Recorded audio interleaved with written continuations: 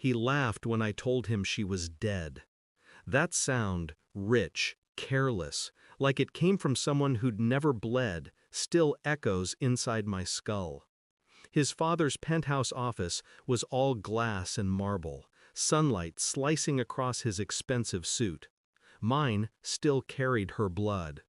He didn't even flinch when I said her name, my daughter. 10 years old, bones shattered on a crosswalk by his imported car. "I'm sorry for your loss," he said, smirking. "But accidents happen. Sue me. I have 50 lawyers." I remember staring at him, not as a man, but as a countdown. "You have 15 minutes," I said quietly, "to surrender him, or you'll lose everything." He scoffed, waved me off like I was a stain on his cuff. Security escorted me out. I didn't resist. But when his phone rang 13 minutes later and I watched him answer with trembling hands from the lobby below, I knew he finally understood. That day, I buried two things: my daughter and the person I used to be.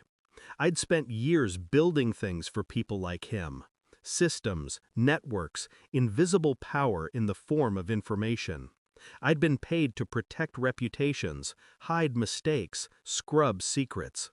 Now, I would turn every weapon I built against the kind of man who laughed at a child's death. Grief has a temperature: cold, sharp. It freezes you just long enough to think clearly. While he celebrated another untouched verdict, I sat alone in her room, touching her drawings on the wall, her handwriting, her small, uneven letters. Then I opened my laptop. His company's servers, his private accounts, his family's offshore files. All the rut they thought was buried under layers of privilege, I'd mapped every inch of it years ago. I had been the one they trusted to keep it clean. They'd forgotten that digital ghosts never really die. So I didn't plan revenge. I activated it. The first message went to the board, anonymous, encrypted, a taste. A single file about embezzled funds and falsified reports. Enough to make them panic, not destroy. Then the whispers started. Stock drops, shareholders calling emergency meetings. His father's empire began to tilt, quietly, slowly. I never raised my voice, never sent a threat. Just timing, precision, patience. Every night I replayed her final moments in my head. Her backpack torn open, the driver not stopping, his laughter later that same night on social media. That image fed me when the exhaustion hit. People think vengeance is chaos. It isn't. It's order. It's symmetry. Each secret I released was a reflection of the one they buried. Each revelation, a mirror turned back toward them. By the 10th minute of that 15, I had already erased their backups, copied their servers, and triggered the fail-safes. By the 12th, their financial system was collapsing inward. At 13, the call came. The board member's voice shook through the phone. "Please, whatever you're doing, stop it. He'll turn himself in. Just stop." I looked at the clock. 2 minutes left. "You had 15, I said. I hung up. I watched from across the street as the billionaire stumbled out of his office, his face gray, his phone dead. He looked smaller then, like a man stripped of noise and money. A father, maybe, one who suddenly remembered what loss feels like.